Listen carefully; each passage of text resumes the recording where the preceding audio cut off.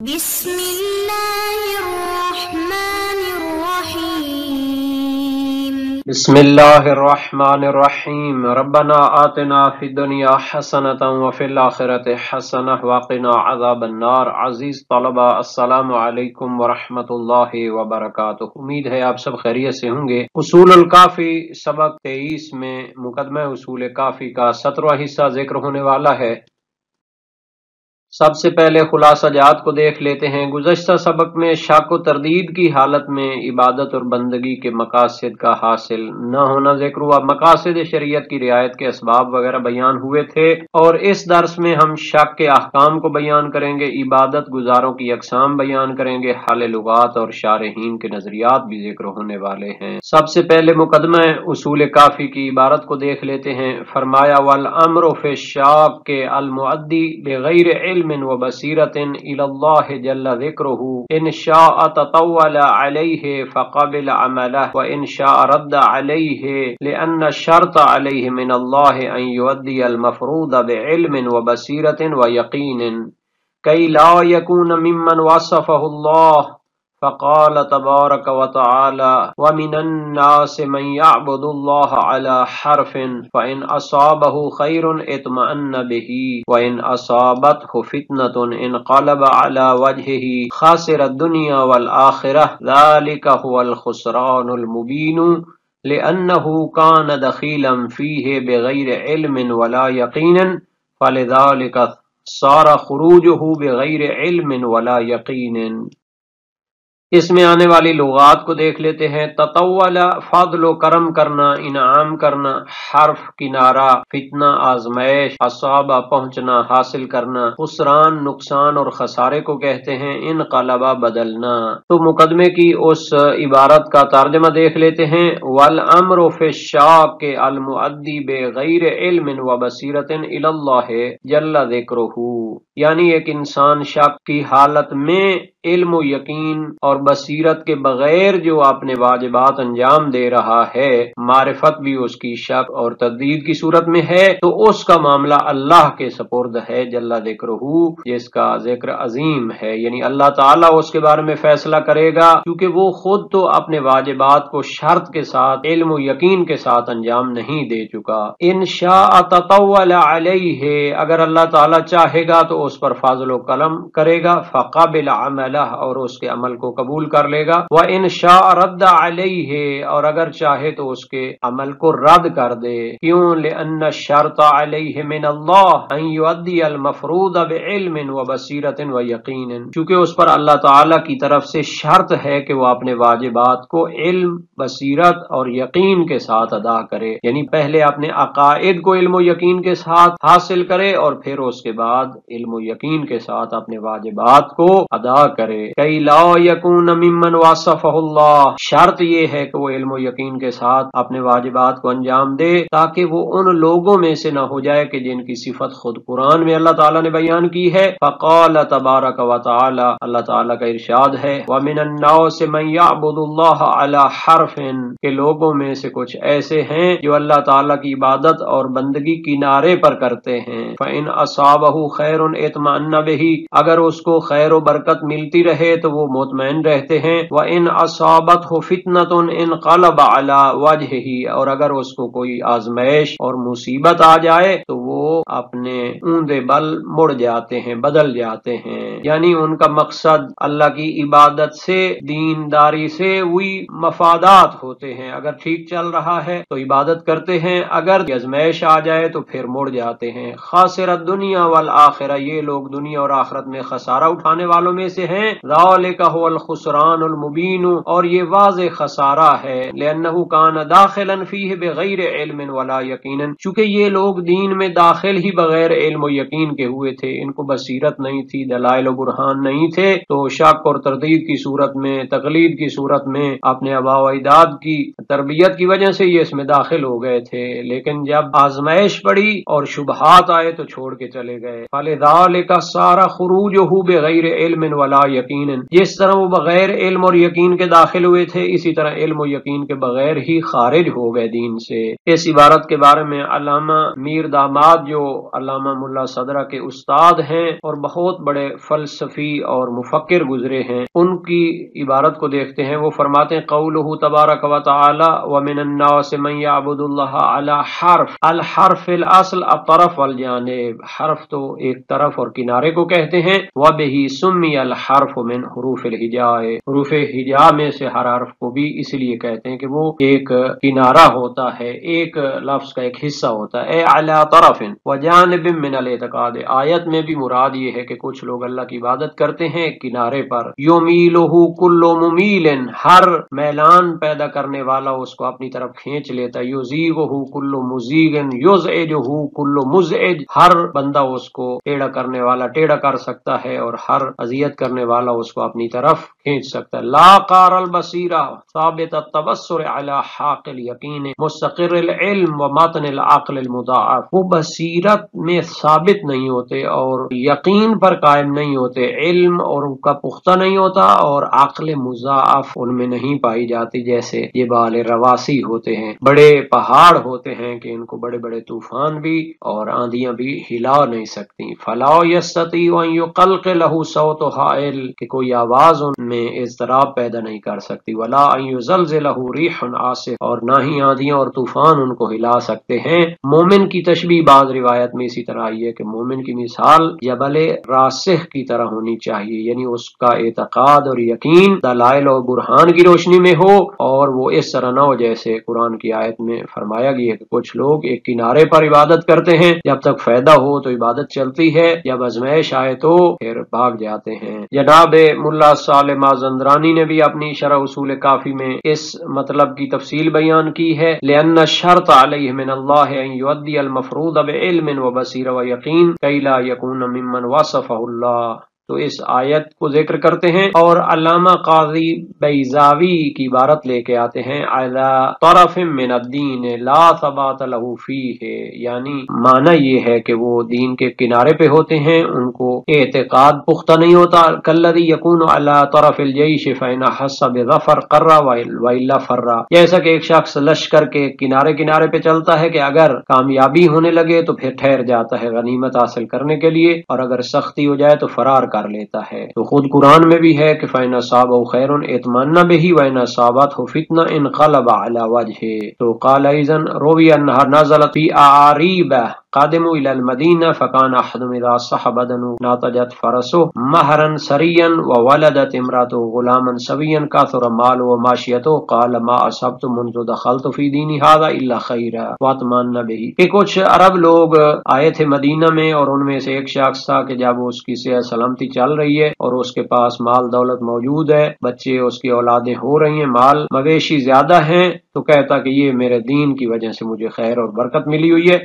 وَإِنْ كَانَ الْأَمْرُ بِخِلَافِ، اگر مصیبت وغیرہ آتی تو قَالَ مَا أَصَبْتُ إِلَّا شَرًّا وَانْقَلَبَ، تو کہتا مصیبت آ رہی ہے اور پھر جاتا. ابو سعید سے ہے ان یہودیاً اسلم فاصابته مصائب فتشأم بالاسلام، کہ ایک یہودی نے کلمہ اسلام پڑھا، جب مصیبتیں پڑھی تو بدشگونی کرنے لگا اسلام سے. فات النبی فقال اقلنی، تو نبی پاک کے پاس آ کے کہنے لگا مجھے معاف فرمائیے. فقال ان الاسلام لا يقال، کہ اسلام میں اس طرح تو نہیں ہوتا کہ آپ اگر اسلام دلائل اور برہان کی بنیاد پہ لاتے تو یہ چیز پیش ہی نہیں آتی. فنزلت خاسرت دنیا والآخرہ، تو یہ آیت نازل ہوئی کہ یہ دنیا اور آخرت میں خسارے والے ہیں. خسران الدنیا فلابتلاءہ بالمصائب والفتن وذهاب الاموال والاولاد، دنیا کا خسارہ تو وہی ہے جو اس کو مصیبتیں پہنچ رہی ہیں، جو ازمائشیں ہیں. خسران الاخرہ فلذهاب عصمتہ وحبوط عملہ وفساد دینہ بالارتداد، آخرت میں اس کا اجر بھی ضائع ہو گیا چونکہ اس نے دین اسلام کو چھوڑ دیا ہے، مرتد ہو گیا ہے.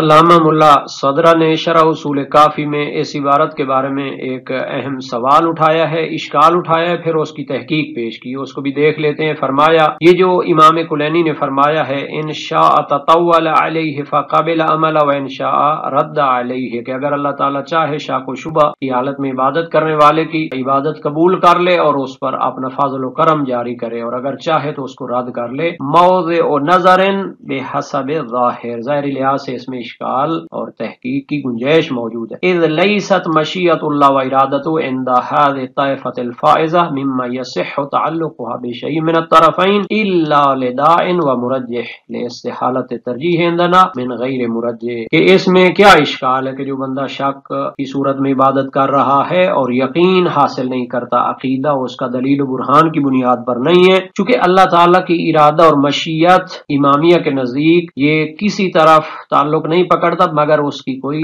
داعی، انگیزہ اور مرجح ہونا چاہیے۔ چونکہ ہمارے نزدیک حسن و قوہ عقلی موجود ہے، ترجیح بلا مرجح محال ہے۔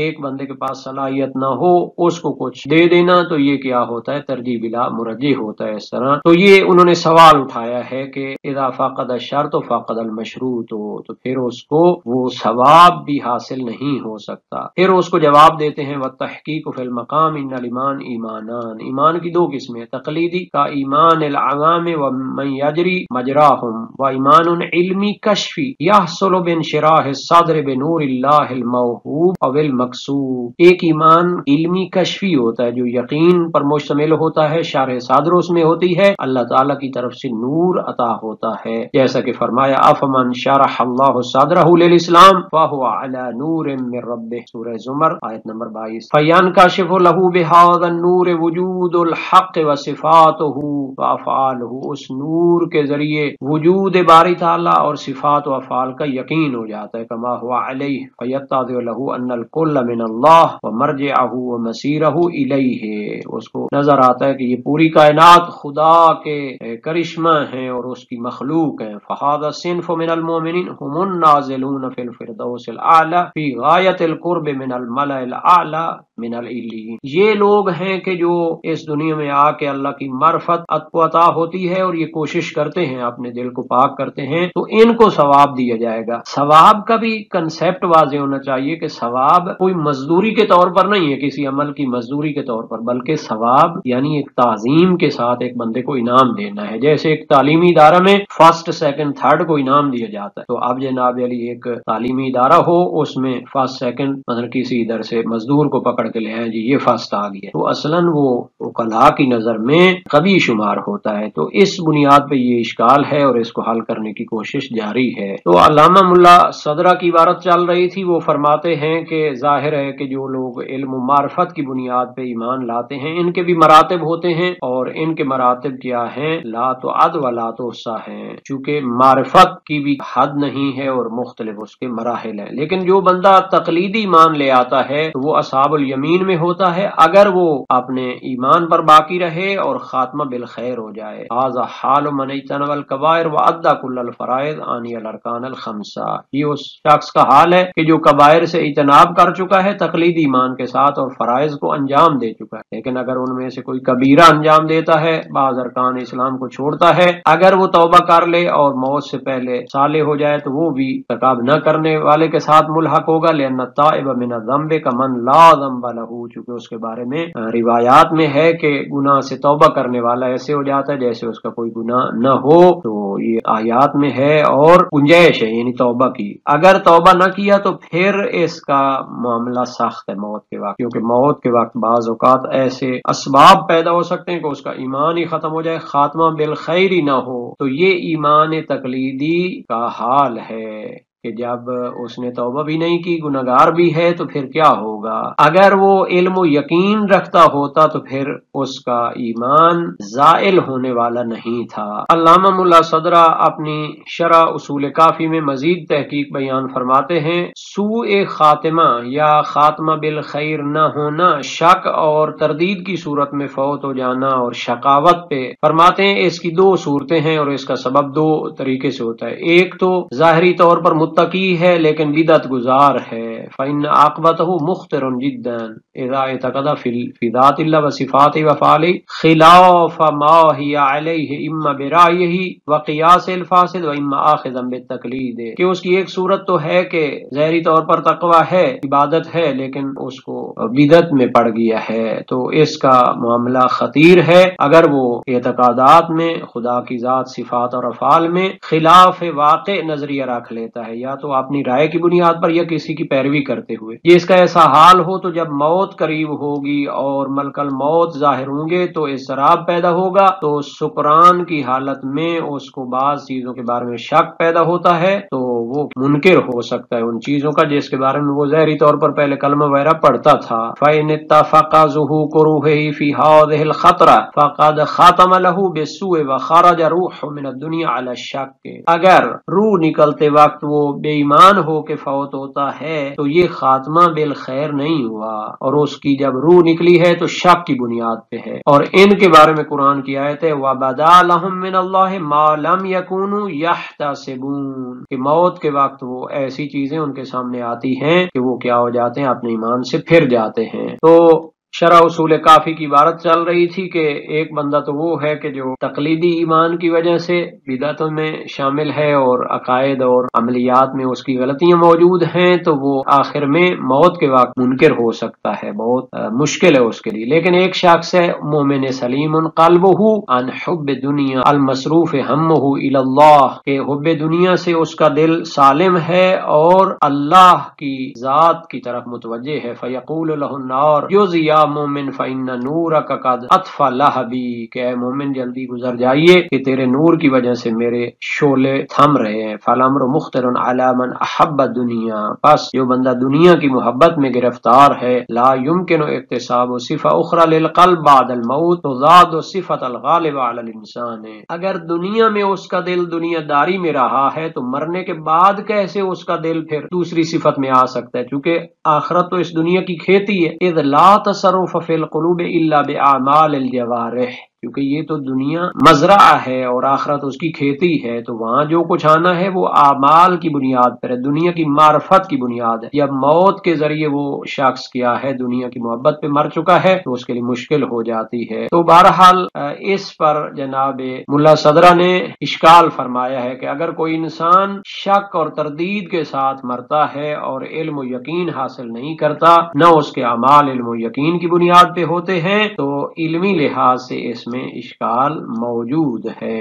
علم اصول فقہ کی کتابوں میں تفصیل کے ساتھ محققین نے باتیں کی ہیں، شک کے احکام بیان کیے ہیں۔ ہم نے پہلے بھی عرض کیا تھا کہ یقین کی حجیت ذاتی ہے، ظن کی حجیت میں بھی بحث ہے کہ اگر کوئی دلیل معتبر اس کی حجیت کی مل جائے تو ٹھیک، نہیں تو وہ اس پر بھی عمل جائز نہیں ہوگا، وہ بھی شک کے احکام میں داخل ہو جاتا ہے۔ تو شک کے 4 احکام ہیں، اگر حالت سابقہ معلوم اور یقینی ہو تو شک کی صورت میں استصحاب جاری کیا جاتا ہے، جیسے پہلے وضو کا یقین تھا، بعد میں شک ہو جائے کہ میرا وضو ٹوٹا ہے یا نہیں تو پھر اس کو باقی سمجھا جائے گا۔ اگر حالت سابقہ معلوم نہ ہو اور اصل تکلیف میں شک ہو کہ آیا یہ حکم ہماری طرح ہے یا نہیں ہے، علم اصول کی کتابوں میں مشہور مثال اس کی شرب توتن ہے کہ آیا سگریٹ نوشی، کیونکہ قرآن اور سنت میں تو اس کی واضح کوئی دلیل نہیں ہے حرام یا جائز ہونے کی، تو پھر اس کے بارے میں براعت جاری ہوتی ہے۔ اصولی اس میں براعت جاری کرتے ہیں، علماء اخبار و محدثین اس میں احتیاط جاری کرتے ہیں۔ تو بہرحال یہ اختلاف وہاں پہ تفصیل کے ساتھ ذکر ہے۔ اگر حالت سابقہ معلوم نہ ہو اور شک بھی مکلف بے میں ہو، یعنی اصل تکلیف معلوم ہے ایک نماز مجھ پر واجب ہے لیکن جمعہ ہے یا ظہر واجب ہے، تو اگر شک مکلف بے میں ہو، اگر احتیاط ممکن ہو تو احتیاط کی جاتی ہے، اور اسی تیسری صورت میں اگر احتیاط ممکن نہ ہو تو پھر تخییر جاری ہوتی ہے۔ ایک لحاظ سے عبادت گزاروں کی 3 قسمیں کی جاتی ہیں۔ کچھ لوگ ہیں جو جنت کے شوق میں عبادت کرنے والے ہیں، تو ان کے بارے میں کہا گیا کہ یہ تو مزدوروں والی عبادت ہو گئی۔ کچھ لوگ ہیں کہ جو جہنم کے خوف سے عبادت کرتے ہیں، عذاب کے ڈر سے، تو یہ ڈرنے والے لوگوں کی عبادت شمار ہوتی ہے۔ کچھ لوگ ہیں جو اللہ کو لائق عبادت سمجھ کر عبادت اور بندگی انجام دیتے ہیں، اگر جنت نہ بھی ہو اور جہنم نہ بھی ہو تو بھی وہ واجب سمجھتے ہیں کہ اللہ کی عبادت کی جائے، چونکہ وہ ہمارا محسن ہے، خالق مالک ہے۔ وہ عبادت کو ایک کمال سمجھتے ہیں شکر منعم کے طور پر، تو یہ احرار کی عبادت ہے اور یہی کمال عبادت ہے۔ پہلی 2 قسمیں بھی عبادت باطل نہیں ہوتی، لیکن بہرحال اس میں معرفت کی کمی ضرور قرار دی جاتی ہے۔ آج کے سبق کا خلاصہ دیکھ لیتے ہیں۔ شک کے احکام بیان ہوئے، عبادت گزاری کی اقسام اور حل لغات اور شارحین کے نظریات بھی ذکر ہوئے ہیں۔